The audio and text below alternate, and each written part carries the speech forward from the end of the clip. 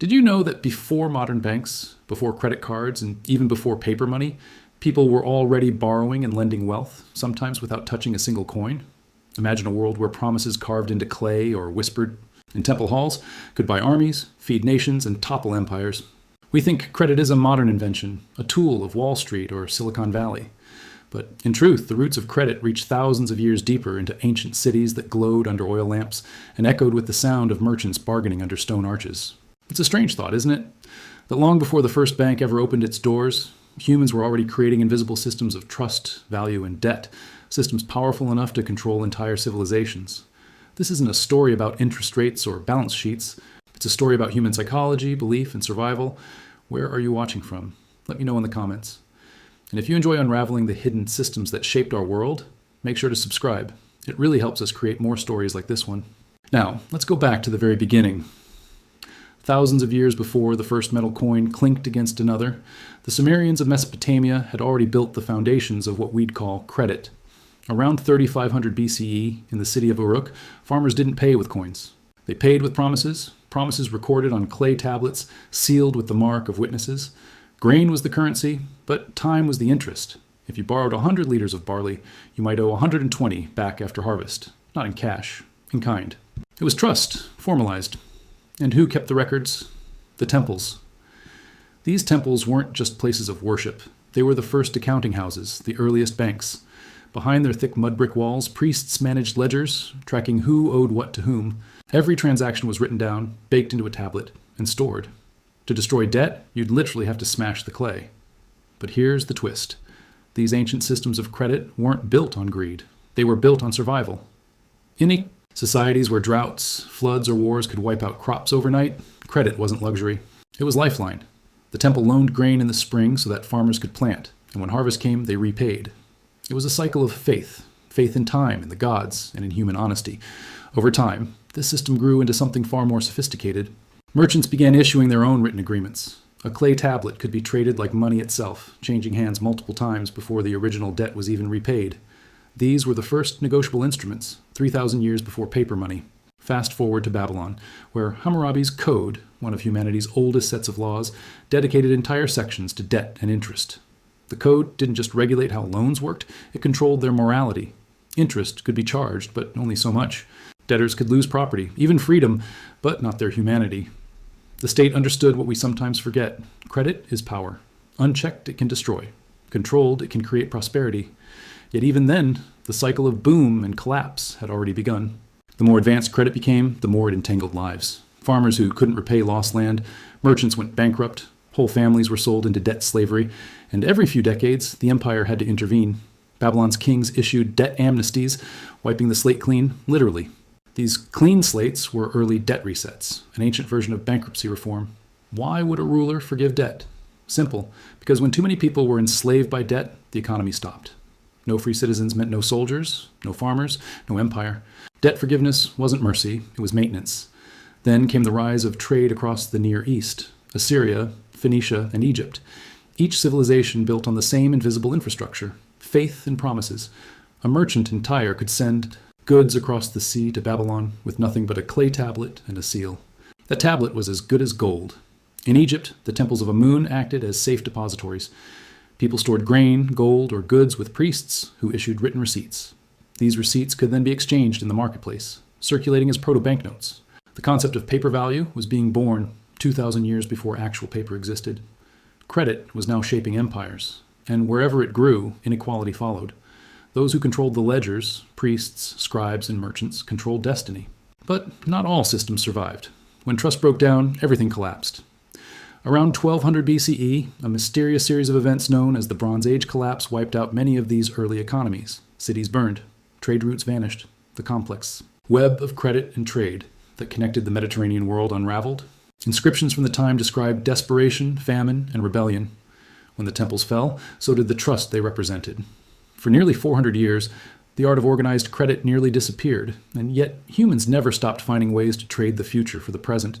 In ancient Greece, credit reappeared, this time in the hands of private citizens rather than temples. Greek merchants began issuing loans for voyages, a risky but potentially massive investment. A man could finance a ship to Egypt or Sicily with repayment only if the cargo arrived safely. It was the earliest form of venture capital. The Greeks even developed bankers, known as trapezitai, who operated from tables in the agora. They exchanged currencies, issued loans, and stored deposits. Sound familiar? These were the prototypes of modern banks. But unlike today's institutions, their operations were personal. A trapezite's entire reputation was his collateral. Lose trust, lose business. Still, the system had its flaws. Without state regulation, fraud was rampant. Wars disrupted trade and economic crises became common. Yet out of this chaos emerged new ideas: insurance, joint investment, and compound interest. Then Rome took the stage. The Roman Empire didn't invent credit. It perfected it. Roman bankers, Argentari, developed sophisticated systems for lending, clearing, and record-keeping. Contracts were standardized. Credit could be transferred across vast distances through written orders, just like checks. Wealthy citizens even speculated on debts, buying and selling claims as investments. The modern bond market had its ancestor here, in the marble streets of Rome. But as Rome grew richer, its credit system grew more corrupt. Wealth became concentrated among elites, while small farmers drowned in debt. The state, desperate for control, began manipulating currency. Debasement, inflation, and forced loans became tools of survival. And here lies one of history's great patterns. Every time credit lifts civilization to new heights, it also plants the seeds of collapse. When Emperor Nero reduced the silver content in Roman coins, the trust that held the empire's economy began to rot. Merchants hoarded goods, soldiers demanded payment in pure metal, and inflation spiraled. The empire's vast system of trade and credit began to crumble. By the 3rd century, Rome was drowning in debt crises. Credit, the very invention that had allowed the empire to expand, was now tearing it apart. But even in collapse, ideas don't die. When the empire fell, monasteries and merchants preserved fragments of that system. And centuries later, when the Renaissance began, those ancient concepts, trust, lending, and recorded obligation, would reemerge, this time under a new name: banking. The line from Sumerian temples to Wall Street is not just historical, it's psychological. The same principles still rule us today: faith in value, belief in repayment, and the illusion that debt can stretch forever without breaking. And if history tells us anything, it's that credit is never just financial. It's moral, it's political, it's human. When Rome's empire fractured, its roads crumbled and its cities emptied, but one thing survived: the human hunger to trade, to trust, to promise. The Dark Ages may have dimmed knowledge, but not ambition. Monks and merchants kept fragments of the old system alive: handwritten ledgers, seals of authenticity, personal credit built on reputation rather than empire. In monasteries across Europe, monks became accidental financiers. Pilgrims traveling to the Holy Land needed safety for their money, so they deposited gold at one abbey, receiving a written note they could redeem at another. It was practical, safe, and revolutionary. For the first time, paper stood in for metal on a large scale. A pilgrim didn't carry gold. He carried trust. But as Europe recovered, that trust evolved into something far more powerful and dangerous. By the 12th century, a new class of money handlers emerged: the merchant bankers of Italy. Cities like Florence, Genoa, and Venice became laboratories of financial innovation. Families such as the Medici learned what Babylonian priests had known millennia earlier: whoever controls credit controls destiny. The Medicis began as traders, but grew into the architects of an international credit empire. They financed kings, popes, and wars, all through invisible money: ledger entries, letters of credit, and promissory notes. These letters could travel across borders, bypassing bandits and taxation. They were early wire transfers, powered not by technology, but by human faith. The church, meanwhile, tried to contain this new power. Usury, charging interest, was condemned as sin, yet commerce couldn't survive without it. So a quiet compromise began. Moneylenders changed language, calling interest compensation or service fee. Behind moral walls, economic reality pushed forward. Still, danger lingered. The more society relied on invisible value, the easier it became to abuse it. Debts grew abstract, detached from real goods. And when kings couldn't repay what they owed, they didn't file for bankruptcy. They executed their bankers. In 1291, King Philip IV of France destroyed the Knights Templar, ostensibly for heresy, but truly to erase the empire of credit they'd built. The Templars had become medieval Europe's financial backbone, holding deposits, issuing letters of credit, and transferring wealth across continents. When the crown's debts grew unbearable, Philip simply burned the books and the men who kept them. Yet even that act of destruction couldn't kill the idea. The system adapted. By the 14th century, credit was the bloodstream of European life. Wool merchants borrowed to fund voyages, goldsmiths issued deposit receipts that passed hand to hand like currency, and governments financed wars through loans backed by future taxes. Debt had become a way to borrow from tomorrow to survive today. Sound familiar? The invention of double-entry bookkeeping in the 1400s made this invisible world visible. Every debit had a credit, every risk a balance. It was a psychological breakthrough as much as a mathematical one, a mirror of moral order. For the first time, people could truly see the flow of wealth, the rhythm of obligation and repayment. It turned commerce into science. But credit, once unleashed, cannot be contained forever. By the 1500s, European exploration exploded, and so did debt. Empires borrowed to fund ships that circled the globe. The Spanish crown filled its coffers with silver from the Americas, but spent it before it arrived. Genoese bankers financed their fleets, and Antwerp became a global financial hub. When the Spanish silver ran out, the debt didn't. Inflation followed. The economies wavered, and the empire, rich in gold, drowned in credit. Then came the Dutch, a nation that turned credit into an art form. In the 1600s, the Dutch Republic built the world's first central bank, the Amsterdam Wisselbank, where deposits could be transferred by simple order. This was the blueprint for modern banking. It turned private promises into public trust, and public trust into national strength. Every coin, every note, every promise became part of a shared belief that value existed somewhere, held by someone, guaranteed by the state. It worked, until it didn't. As Dutch dominance waned, the British took the model and supercharged it. In 1694, the Bank of England was born, not as a commercial venture, but as a government partnership. Private investors lent money to the state in exchange for interest and influence. National debt was born, and with it, the modern financial world. It's strange to think about. The modern state itself was built on debt. The wars, the roads, the colonies, all financed by promises. Credit had moved from temples and markets into the heart of government. The invisible had become political. By the 18th century, paper money flooded the world. In France, John Law, a Scottish gambler turned economist, convinced the government to issue paper notes backed by colonial land and trade. For a moment, it worked.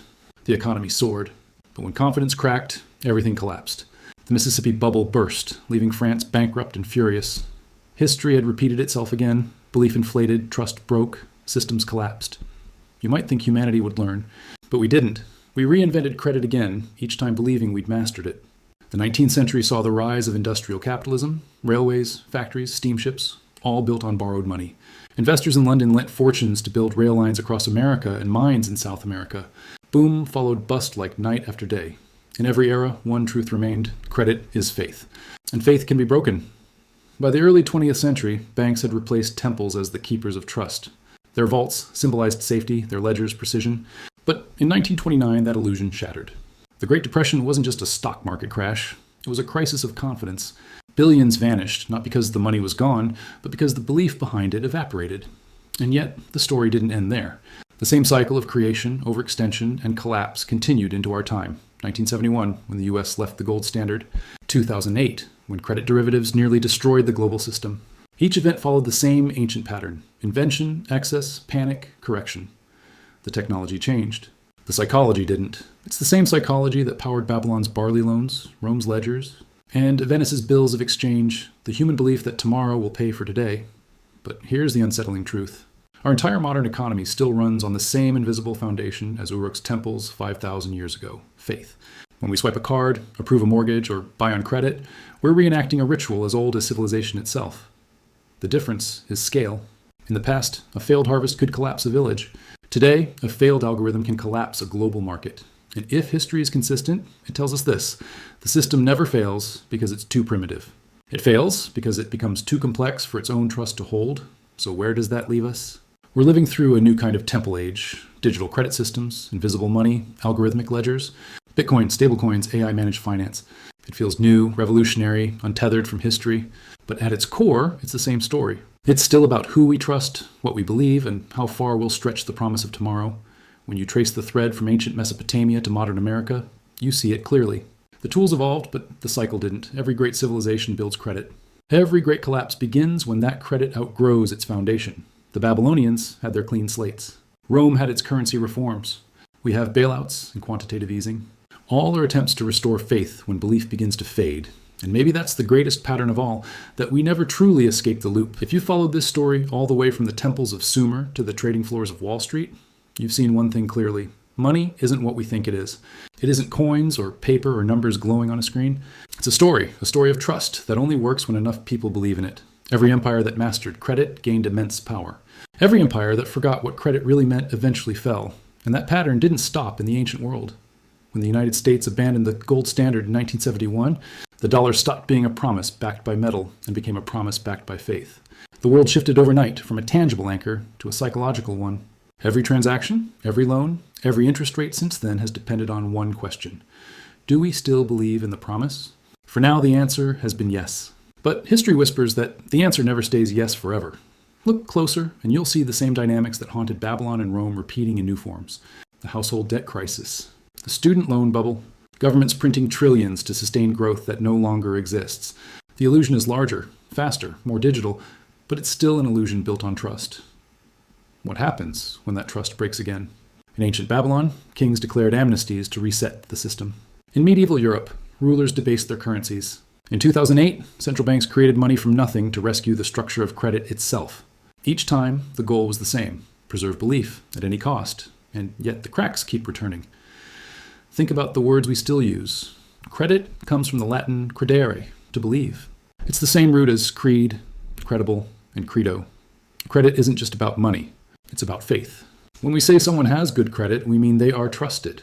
When markets collapse, what we lose isn't wealth, it's belief.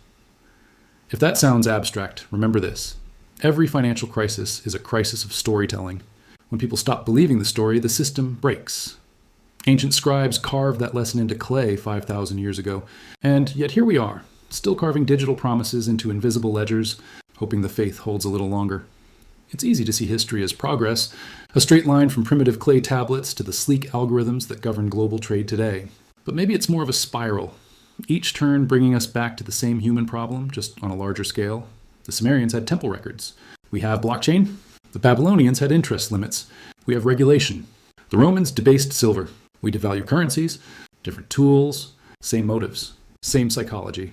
And let's go back for a moment to that first scene in ancient Uruk. A farmer kneels before a priest, offering a clay tablet marked with his seal. It represents borrowed grain, his lifeline until harvest. If the rains come, he'll repay. If they don't, he'll owe. It's a quiet transaction, humble and personal, but it's also the spark that will ignite thousands of years of financial history. That tablet isn't just debt, it's a vote of confidence in the future. Now imagine that same act today. Someone applies for a digital loan, verified by algorithms instead of priests. The formality is gone, but the principle is identical. It's still one person saying, I believe tomorrow will be better than today. That belief built civilizations, but it also destroyed them. Because every time humanity expanded its credit system, it eventually reached a point where belief outpaced reality, where the promise of tomorrow was too large to fulfill. And that's when collapse comes. Not because of greed or corruption alone, but because of human optimism multiplied beyond control. The question, then, is whether we've learned anything. Our modern economy is not built on gold or goods. It's built on trust in governments, corporations, and markets. And yet, all of those are still human systems, flawed, emotional, reactive. We like to think technology has made us smarter than the Babylonians, but perhaps it's only made our illusions bigger. The data tells a haunting story.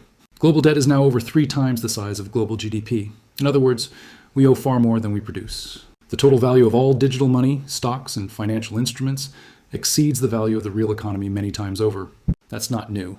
That's the same imbalance that haunted Rome, that hollowed out Spain, that shattered France after the Mississippi bubble.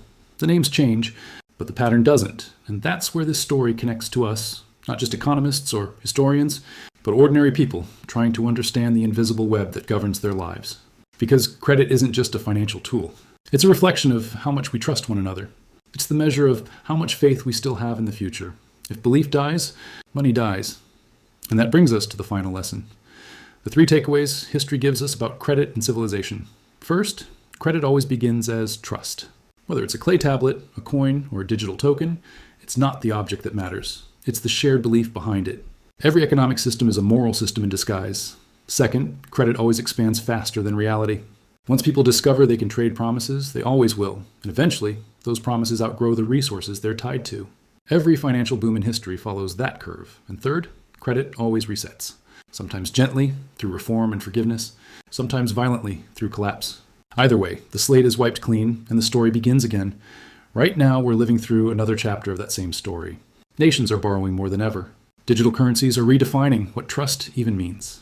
Artificial intelligence is managing credit decisions faster than humans can think. We're moving into a world where algorithms decide who deserves belief. It sounds efficient. But is it wise? Because the more we automate trust, the less we understand it. The more invisible credit becomes, the more fragile it gets. Maybe the real danger isn't debt itself, it's forgetting what debt represents. It's not just numbers on a screen, it's the story of faith that holds civilization together, and if that faith disappears, history suggests the result won't just be financial chaos. It will be social collapse. So what do? Maybe we start by remembering what the ancients already knew, that credit is sacred because it binds people together, that promises mean something only when they're backed by integrity, not just math, that faith, once lost, is the hardest currency to regain. And maybe that's the warning we should carry forward. We've built a digital empire on promises so vast that even the Babylonians would be astonished. But behind all the code, the servers, and the screens, the same fragile human heartbeat remains. We still live by stories carved in trust. And we still risk everything when we forget that trust can break. If the past 5,000 years teach us anything, it's that the future isn't written in money, it's written in belief. Because before there were banks, there was faith. Before there were coins, there were promises. And before there was wealth, there was trust. The story of credit is the story of us. If you made it this far, thank you for watching. Tell me in the comments, what part of history surprised you most? And where are you watching from tonight? If you enjoy deep stories like this one, stories that connect the past to the patterns shaping our world, hit that subscribe button, leave a like, and share this video with someone who still believes in tomorrow. Because the more we understand the history of belief, the better chance we have of keeping it alive.